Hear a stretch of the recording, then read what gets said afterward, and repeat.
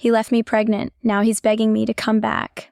You know that moment when your whole life collapses, but you don't even hear it fall. No thunder, no warning, just silence, so heavy it swallows your breath. That's how it happened for me. 1 minute I was holding a pregnancy test with 2 pink lines, whispering, "We're going to be parents," into the phone.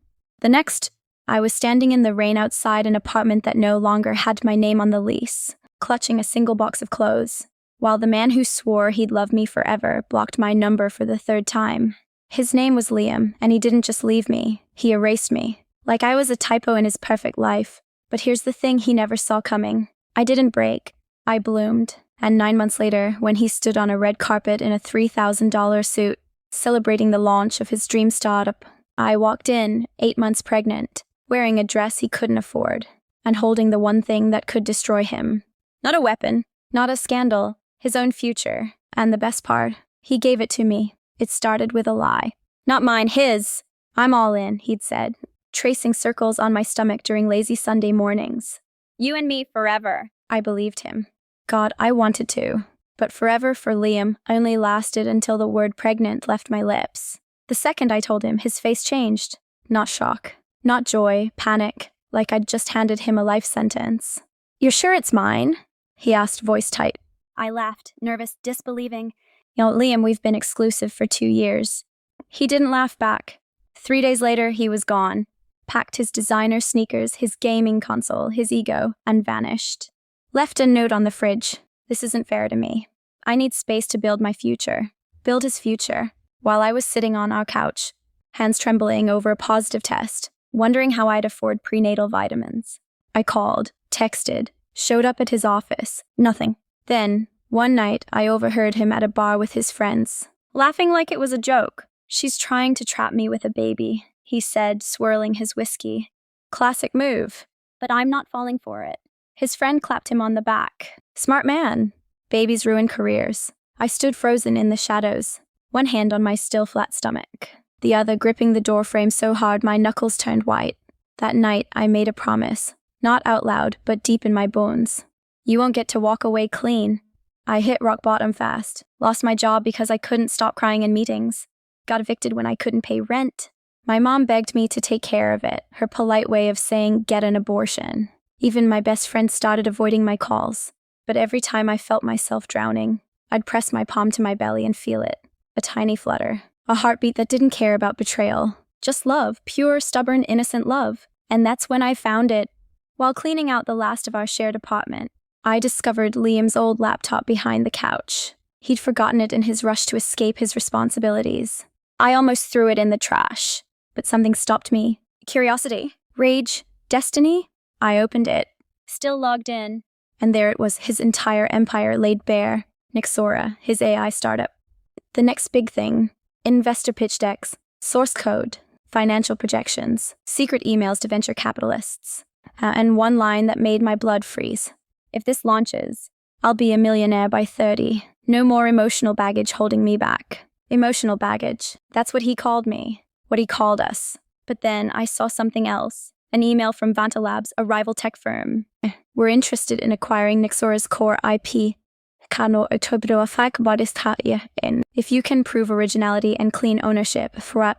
A slow, cold smile spread across my face. He wanted a future without me? Fine. I'd help him build it, so I could burn it to the ground. I didn't confront him. Didn't scream. Didn't cry. I got smart. I reached out to Elena Chen, CEO of Vanta Labs. Sent her a sample of Liam's proprietary code. Just enough to prove it was real. Not enough to trace back to me. Her reply came in under an hour. "Meet me tomorrow. Bring everything." We met in a quiet cafe. She was sharp-eyed, elegant, and ruthless, the kind of woman who turned boardrooms into battlefields. "You're pregnant," she said, glancing at my belly. "And abandoned," I replied. She nodded like she understood, like she'd been there too. "I'll give you a senior role at Vana," she said. "Full healthcare. A safe place to live, protection." She leaned forward. "All I need is everything he's hiding." I handed her a flash drive. And just like that, the war began. 6 months passed. My belly swelled. My hair grew thick. My mind sharpened like a blade. At Vanta, I wasn't the pregnant girl. I was Maya Reyes, strategic intelligence lead. I helped refine their AI model. I sat in on investor calls. I watched silently as Elena's team reverse engineered Liam's dream. He had no idea. He was too busy posting on LinkedIn about hustle culture and disrupting the future. Too busy dating his ex, the one he'd cheated on me with, now parading her as his rock. I saw their photos, their vacations, their matching coffee mugs, and I smiled. Because in 2 weeks, Vanta Labs would launch Aurora, an AI platform identical to Nexora, down to the last line of code. Yeah, and we'd file a lawsuit the same day. The night of Vanta's launch gala, I stood in front of the mirror for a long time. My dress was deep red like blood, like power. My hair was swept up, my makeup flawless, and my belly glowing, radiant, unapologetic. Elena handed me a glass of sparkling water. Ready? I touched my stomach. More than ready. The venue was packed, tech elites, journalists, venture capitalists. And there, near the stage, in a tailored navy suit, grinning like he'd already won, was Liam. He hadn't seen me yet. But when I stepped into the light, the room seemed to hush. Whispers followed me like a tide. Is that... she's pregnant? That's Liam's ex. What is she doing here? He turned. His smile died. His face went pale, then red, then ghost white. He pushed through the crowd, eyes wide with panic. Maya, what are you... Congratulations, Liam, I said, voice calm as ice. Your startup's about to go viral. He frowned. What are you talking about? I nodded toward the stage where Elena was stepping up to the mic. Ladies and gentlemen, she announced. Tonight, Vanta Labs proudly unveils Aurora, the world's most advanced ethical AI platform. Liam's eyes darted to the screen, and that's when he saw it. The interface, the logo, the architecture. It was Nexora. His mouth opened, closed, opened again. You... he whispered, staring at me like I was a ghost. You stole it. No, I said softly. You left it behind, along with me. His hands clenched. You'll regret this. Funny, I said, placing a hand on my belly. That's exactly what I told myself the night you walked out. Then I reached into my clutch and pulled out a sonogram photo, 8 weeks old. Clear as day. I pressed it into his trembling hand. His name is Noah, I said. And he'll never know your name. Unless you earn it. I turned and walked away. Behind me, Elena began detailing the patent infringement lawsuit.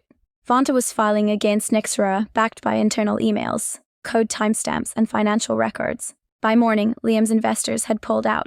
His co-founder quit. His name was trending, not for innovation, but for theft. 3 months later, I held my son for the first time. Tiny fingers, soft sighs, eyes that looked just like mine. Liam tried to contact me, dozens of calls, texts, even showed up at my new apartment. I never answered. His name isn't on the birth certificate. He has no legal rights. And thanks to the lawsuit, he's broke, blacklisted, and working as a barista in a town 2 states away. Last I heard, he begged Elena for a job. She laughed in his face. Some men lose fortunes. Liam lost a family, and he didn't even realize he had one until it was gone. So if you're out there, hurt, abandoned, told you're too much or bad timing, remember this. Your pain is not your prison.